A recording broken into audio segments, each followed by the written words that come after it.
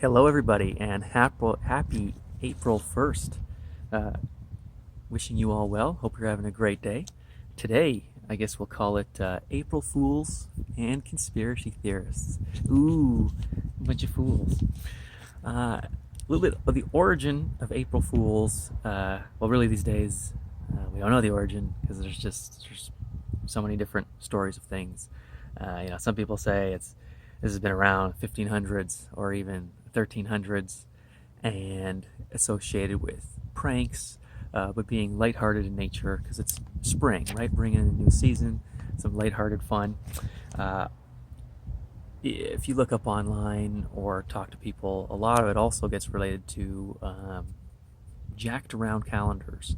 And the current calendars we use, they've been jacked around in the past so much. I'm not going to exactly go into all those details because that gets pretty messy. But just the concept of, at one point, the New Year's was more celebrated around the spring equinox, right? Makes sense. That's when the most birth, the most new life just happens in nature naturally. So, uh, sometime in March, whether it's the start of March or end of March, that's when you would celebrate the start of the New Year's. So say one of these times, the calendar gets jacked back to January 1, and I say, no, this is the authority says this is the new day because we say so. There's reasons for it and everything, which someone can just say there's a reason, there's another reason, but whatever. But you still go on celebrating around the start of spring, and just one of these stories is that you're April Fools. Get in line, follow the narrative. So it's this kind of thing where you can just be socially shamed, even though you have some good points. It's just calling you this term, you're this April Fools. Yeah. So this social shame, not conforming to authority, that never happens in today's world, does it? So you have this label of conspiracy theorists, but the issue is it's going to mean different things to different people, and probably what you think it means, there's validity to it. But two people can be talking about the same thing, but they don't mean the same thing, and then that's where there's discrepancies. Like, a lot of people associate conspiracy theorists with just complete nonsense and bunk, and just wishful thinking and more fictional thinking. And I would agree, but I wouldn't even call that a conspiracy theory. To me, that's conspiracy fiction. Sometimes people bring up information. Oh, well, do you think this or do you think that? I'm like, I've never even heard of this. I don't even know what you're saying. Like, what's this based off of? Like, it just sounds like someone's just really reaching at things, or they're just saying something, just hoping this would be a cool story. And I'm like, no, that's complete nonsense. So, in a way, it's like, yeah, those are stupid. But like a real serious theories are great. Whether it's a conspiracy theory or this theory or that theory, it's like theories are just fundamental to math, science, engineering. When I say science, like serious science, right? So theorizing about anything and everything is great. I don't know why, quote unquote, a conspiracy, which is just from Latin conspirare, to breathe, or to breathe together. It's just like, you're just talking about groups of people thinking about things. Like, yes, that does happen. And why do they prevail? Well, they can and do happen. The guy who wrote, I shouldn't say he wrote the book, he wrote a book on conspiracy theories, Conspiracy Theory in America, by Lance DeHaven Smith. Either in the introduction or in chapter 1, somewhere early in the book, he just basically says what gets labeled as a conspiracy theory has nothing to do with the integrity of the evidence, the quality of the research, the quality and cohesiveness and coherence of putting together ideas to come up with a theory. Essentially logic. What gets labeled a conspiracy theory is essentially how much in line does it fall with the narrative, and does it fall with what either the media or the powers that be want to say. That's what gets labeled a theory, or not, or it doesn't even get mentioned as one. For example, the whole Russia collusion thing, which was just complete nonsense and made up, and which they're starting to have pushback and say, yeah, who is coming up with these lies and wasting our time?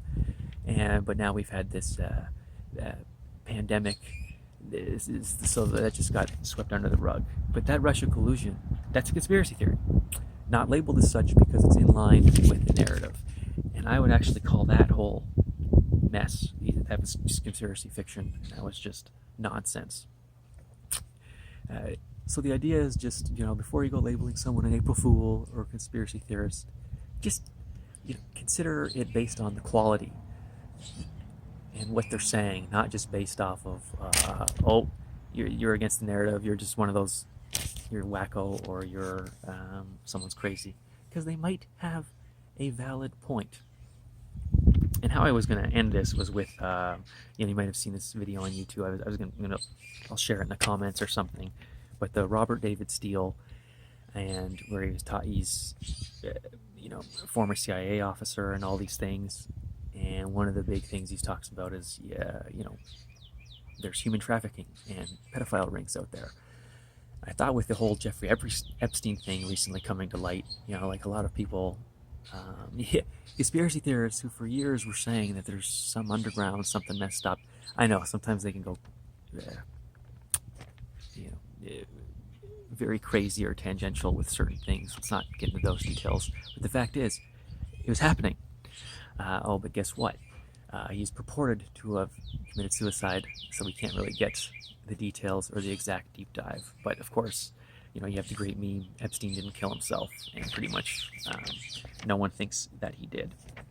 I was going to end with that point. It's just, that's something that we can all get behind and unite and say, yeah, even if it's uncomfortable, like there's some harsh truths out there. But when I was doing up my notes to come out and say this stuff, I was reminded of some things I look at in my training and nutrition coaching side of things. And sometimes people don't want to admit something, or they don't want to change, but it's for a reason other than what they say. They might be aware of it, they might not be.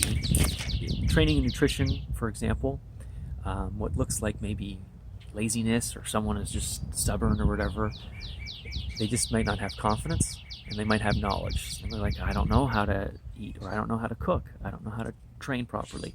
So they would rather just appear lazy or just make up excuses, not to admit that, they don't know something, or they're not sure of their confidence. I mean, it's fine. People will help you. There are people, though, this has kind of been engineered. It's not as bad as you think, but the perception is engineered. Someone's going to point and laugh at you and be, you're dumb, you don't know, you don't have confidence, haha. So these are valid concerns. The underlying point being, they won't even consider something for reasons other than what they're saying and might even be aware of. To draw it into just, I mentioned that, the human trafficking and the pedophile ring stuff, without getting into like that whole underground side of things. If you just consider something like, as terrible as child abuse, the majority, like more domestic cases, not the underground big stuff, but still with child abuse, the majority of offenders are a close family relative. If you extend that to close family relative and close friend of the family, that's, I believe, I don't know the exact stats, but it's almost all of the cases. So the fact is, yeah, even someone who you trust, could even be a family member, everyone can be subject to scrutiny. It doesn't mean you are a negative person. It's just, okay, if there's some facts, if there's something going on, would you just listen, just consider it? And along the lines of a close family member, maybe the media or the government can feel like that to us, but in reality, they're not actually our family members or big brothers or sisters. Or, oh wait, big brother? Could they? What? I don't know. Take care, everybody.